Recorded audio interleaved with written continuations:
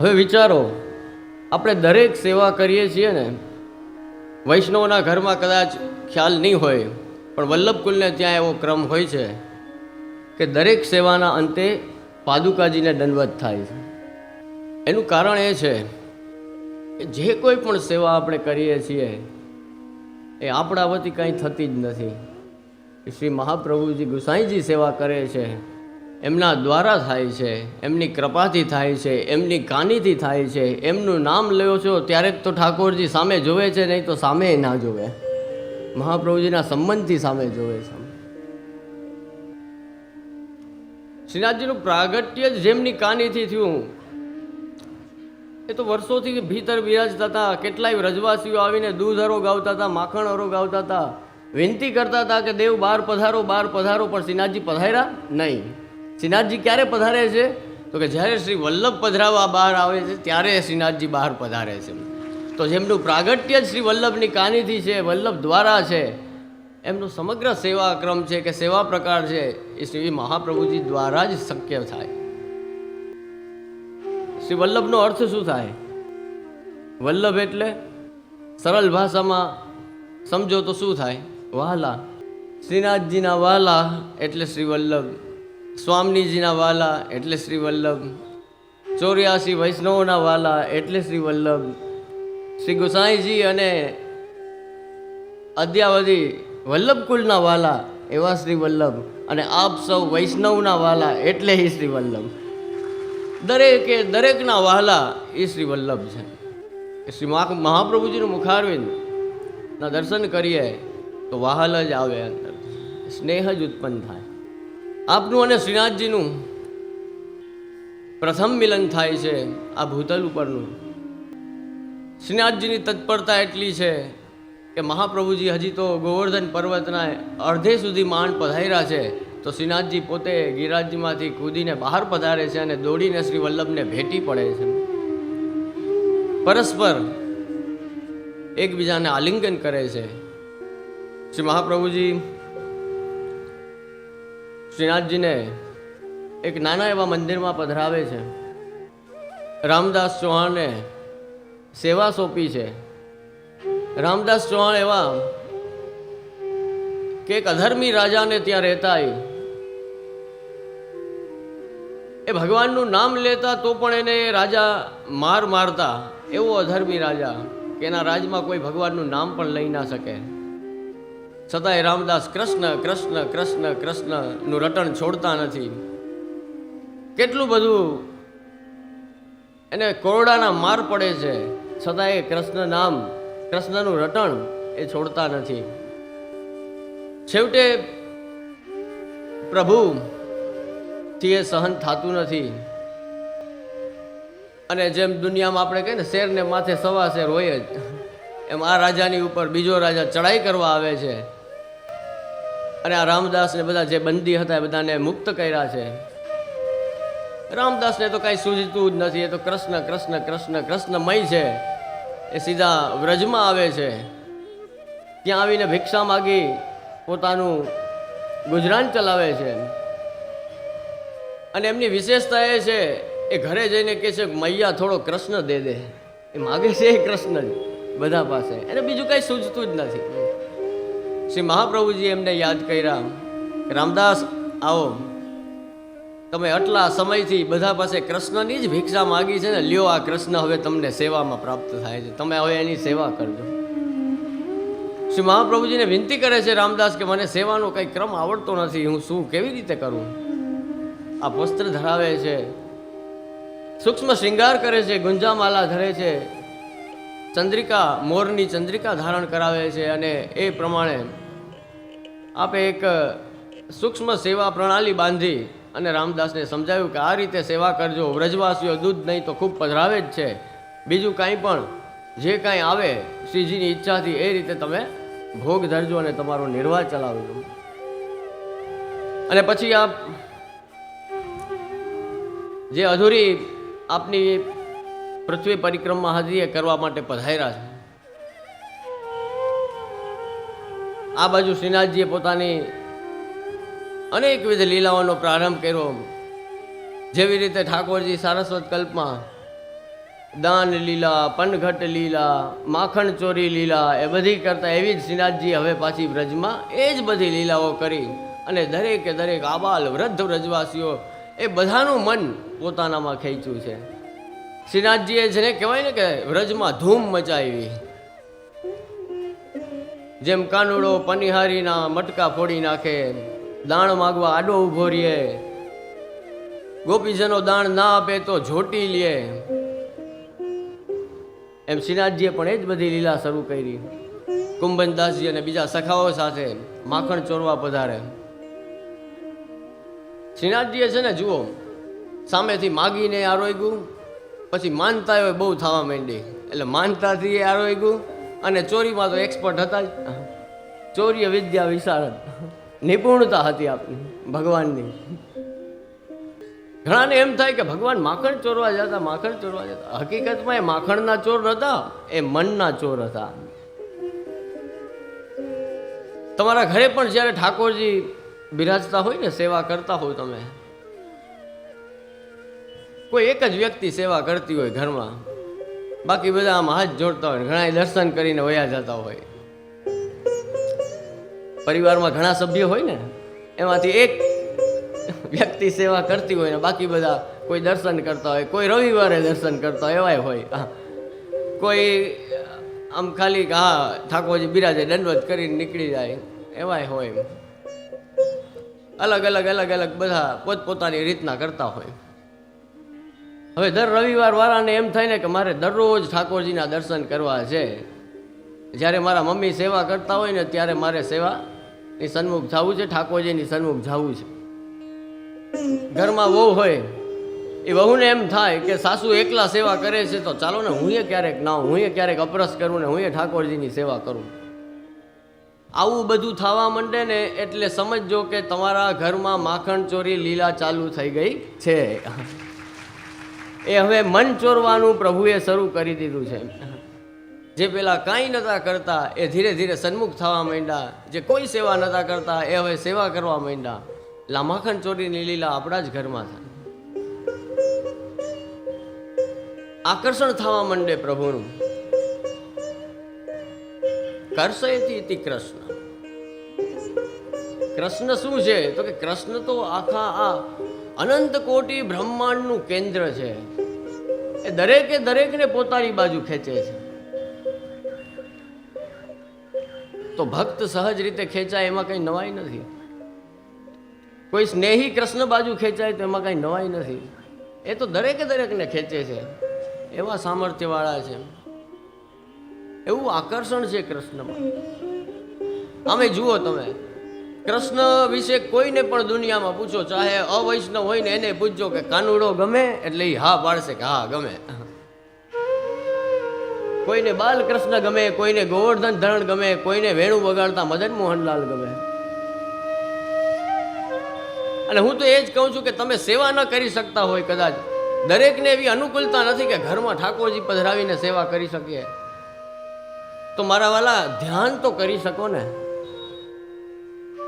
શરૂઆત ધ્યાનથી કરો, પછી ઠાકોરજી પોતે આજ્ઞા કરશે કે હવે સેવા પધરાવો, હવે મને ઘરમાં પધરાવો. પણ એ પ્રારંભ કંઈક કરવો પડશે.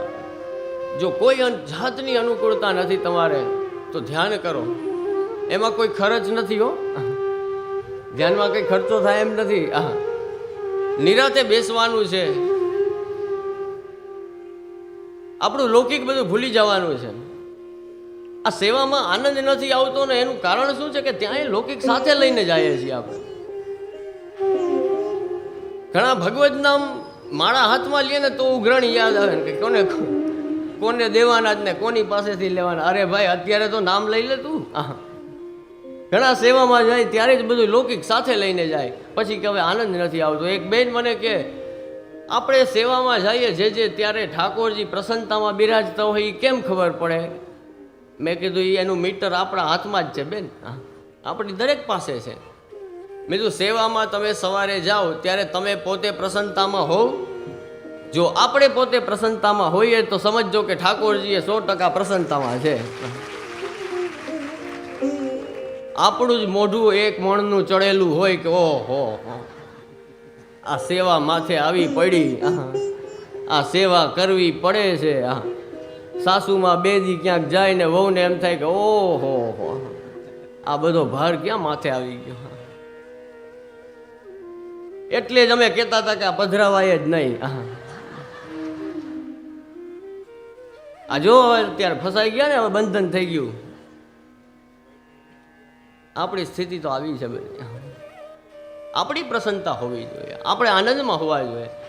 ઘણા ખૂબ કરે 35 સર્વોત્તમજીને 41 યમનાષ્ટક ને આમ ઓલા આપણી ભાષામાં કહું તો જામી જ પડ્યા હોય, મંડી પડ્યા હોય કે જાણે ઇન્દ્રાસન આજને આજ ડોલાવી નાખું એમ, એટલા બધા પાઠ કરે. આવી રીતે ત્રિવેણીમાં ક્યાંક સાંભળીને ગયા હોય ને ઓલો ઉભરો આવી ગયો હોય અને પછી કે બસ આજ તો હવે હું લડી જ લઉં. મારા વાલા એની ટેવ જોઈએ.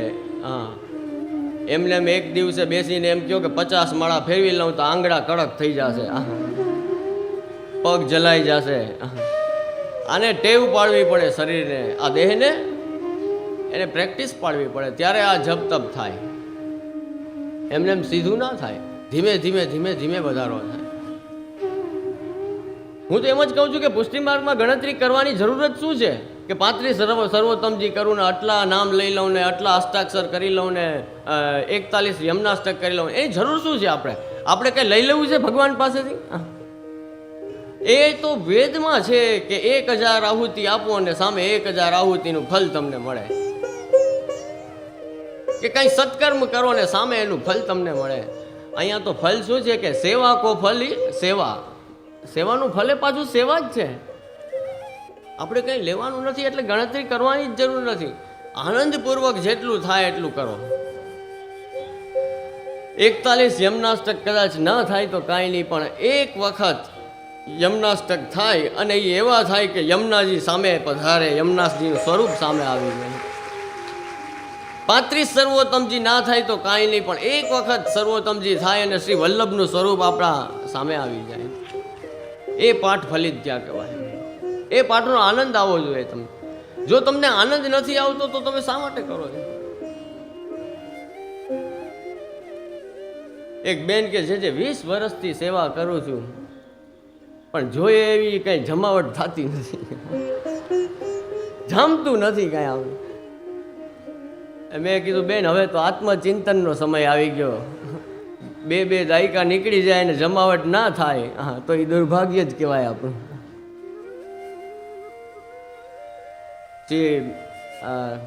જય વલ્લભલાલજીએ બહુ સરસ વાત કરી કે તમે સેવામાં જાઓ તો ત્યારે શ્રી મહાપ્રભુજીનું સ્મરણ કરો છો. જુઓ સેવા બહુ અદ્ભુત, આપણે ત્યાં બધા સ્વરૂપો એવા અદ્ભુત છે કે શ્રી મહાપ્રભુજીનું સ્મરણ કરીને જાઓ એટલે ઠાકોરજીમાં સ્નેહ ઉત્પન્ન થાય ને થાય જ. સેવામાં સવારે જાય શ્રી ગુસાઈજીનું સ્મરણ કરીને જાઓ એટલે મનોરથ ઉત્પન્ન થાય જ, કંઈક ને કંઈક નવા મનોરથ જાગે, કારણ કે બધા સ્વરૂપો એવા છે. એનું સ્મરણ કરીને જવાનું છે અંદર સેવામાં. સમસ્યા એ છે કે સેવા તો થાય છે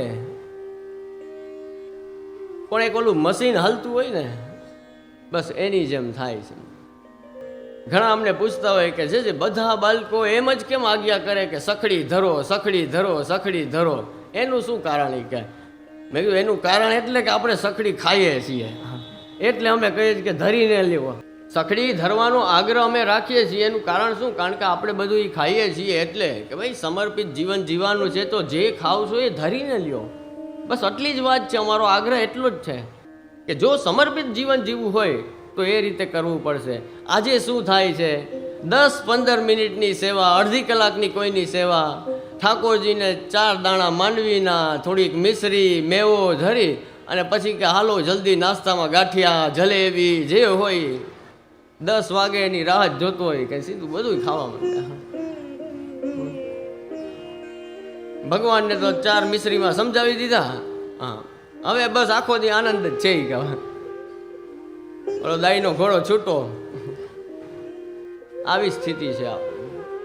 સમર્પણ કોને કહેવાય?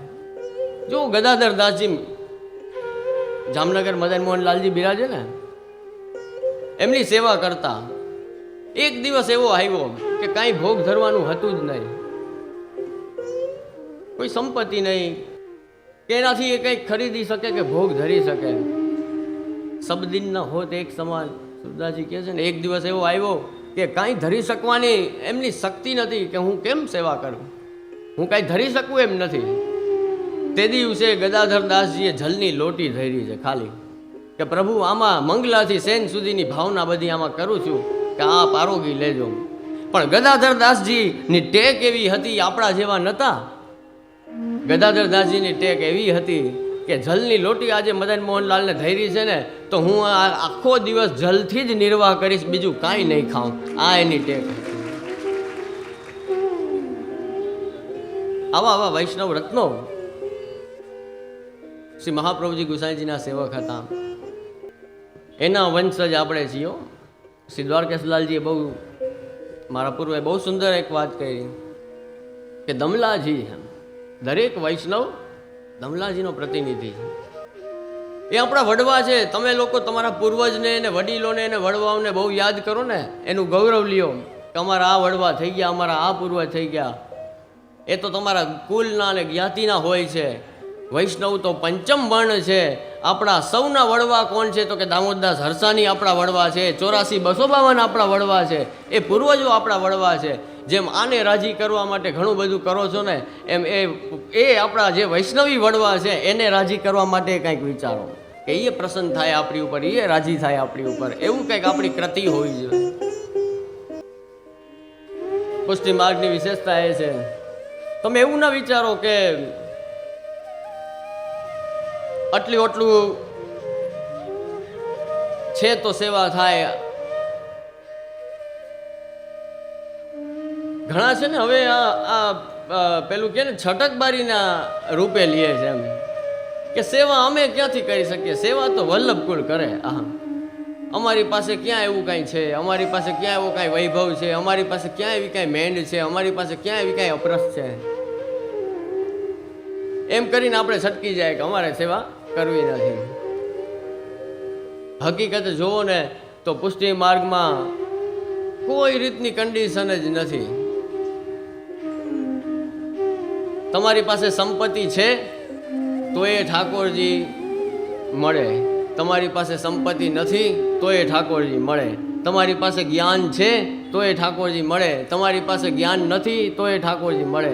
આવડત છે, સમજ છે તો એ ઠાકોરજી મળે, આવડત નથી, સમજ નથી, સાવ ભોળપણ છે તો એ ઠાકોરજી મળે. કીર્તન ગાતા આવડે છે તો એ ઠાકોરજી મળે, અને કીર્તન ગાતા નથી આવડતા તો એ ઠાકોરજી મળે. એવી કોઈ વસ્તુ જ નથી, કોઈ જ્ઞાતિનો બાજ નથી. અરે પુષ્ટિ માર્ગ જો આજે બધા સેક્યુલરિઝમની બહુ બુમરાળ મચાવી છે આખી દુનિયામાં. પુષ્ટિ માર્ગમાં જુઓ છે કે નહીં, સાચા અર્થમાં કોઈ જ્ઞાતિનો બાજ નથી. અને જો જ્ઞાતિનો બાજ હોય તો રસખાન ના હોય, તાજ બીબી ના હોય. રસખાનને શ્રીનાથજી મળ્યા હતા ને, ત્યાં એવો કોઈ પ્રોટોકોલ છે કે આ જ્ઞાતિને જ મળે? અરે કોઈ પણ જ્ઞાતિના હોવ તમે, ચાહે કેવાય પણ હોવ તમે, કન્ડિશન એક જ જોઈએ ખાલી અહીંયા કે કૃષ્ણ માટે શુદ્ધ સ્નેહ તમારા હૃદયમાં હોવો જોઈએ, તો કૃષ્ણ 100% મળે. બીજું કાંઈ કદાચ હોય કે ના હોય તો આનંદથી એનો વિનિયોગ કરાવો, અને ના હોય તો એ નિરાશ થવાની જરૂર નથી. અહીંયા તો પદ્મનાભદાસજીના છોલાએ આરોગે, અને સંભલવાળાનો વૈભવથી રાજભોગ ધર્યો એ આરોગે છે પ્રભુ. આ શ્રીનાથજી જે વ્રજવાસીઓની સેવા અંગીકાર કરતા, ત્યાં કયો વૈભવ હતો એની પાસે? ત્યાં કઈ વૈભવ નથી. વૈભવ તો પછી થવાનો છે આગળ, પણ અત્યારે કુંભનદાસજી સાથે અલગ અલગ ગોપીજનોને ત્યાં અલગ અલગ, એમાં પાથો ગુજરી, ખેમો ગુજરી, ઘણા બધા પ્રસંગો છે. એમને ત્યાં પધારે છે, એમના ઘરેથી માખણ ચોરે છે, કુંભનદાસજી સાથે આવે છે. ક્યાંક ક્યાંક કુંભનદાસજીને મારે ખાવો પડે છે. શ્રીનાથજી તો નટખટ તરત ભાગી જાય. પછી કુંભનદાસજી વિનંતી કરે કે પ્રભુ કોઈ જોઈ જાય ત્યારે આપને તો બહુ ઝડપ થાય છે ભાગવામાં, મારાથી જલ્દી ભગાતું નથી, હું પકડાઈ જાઉં છું. કુંભનદાસજી સાથે અનેક પ્રસંગ બનેલા છે. એમાં એક સુંદર પ્રસંગ, ટોડના ઘને શ્રીનાથજી પધારે છે. બહાર દેખાવ એવો થાય છે કે મ્લેચ્છ રાજા ચડાઈ કરવા આવે છે, પણ શ્રીનાથજીને થોડી ડર હોય એનો કાંઈ. પણ મેં કહ્યું એમ, પ્રભુ અત્યારે કોઈ યુદ્ધ કરવું કે કોઈ અસુરોને મારવા એવી કોઈ લીલા કરવા માગતા નથી. આપ આનંદ વરસાવવા માગે છે. એટલે આપ શ્રી એવી લીલા કરે છે કે આજ્ઞા કરે છે કુંભનદાસજીને કે કંઈ પણ વ્યવસ્થા કરો અને મને ટોડના ઘને પધરાવી જાઓ. ઘને એટલે ઘનઘોર જંગલ, વન, આરણ્ય હોય કે ત્યાં મને પધરાવી જાઓ. અને એના પાયામાં એક ભક્તનો મનોરથ જ શ્રીનાથજીને પૂરો કરવો હતો. ચતુરાનંદ ક્યારના શ્રીનાથજીની રાહ જોતા હતા. ગોપી ગીતની સાથે સાથે દ્વારકેશલાલજી ગવડાવે છે ને કે ઓ શ્રીનાથજી આવજો તમે. કેટલાય ભક્તો એવી રાહ જોતા હોય છે, પણ શ્રીનાથજીને બધા યાદ હોય છે. એનો સમય આવે ને, જો તમે સાચા હૃદયથી યાદ કરશો, જો સાચા હૃદયથી એમ કહેશો કે ઓ શ્રીનાથજી અમે વાટ જોઈએ છીએ, ક્યારે પધારશો, ક્યારે દર્શન આપશો, તો શ્રીનાથજી એક દિવસ નક્કી કરશે તમને મળવાનો સમય. એ નક્કી સાચા હૃદયથી, પૂરા તાપપૂર્વક, પૂરા ભાવપૂર્વક આપણી અંદર હોવું જોઈએ કે ક્યારે આવશો શ્રીનાથજી, હું રાહ જોઉં છું, મારા તાપનું સમન ક્યારે થશે, તો શ્રીનાથજી પધારે.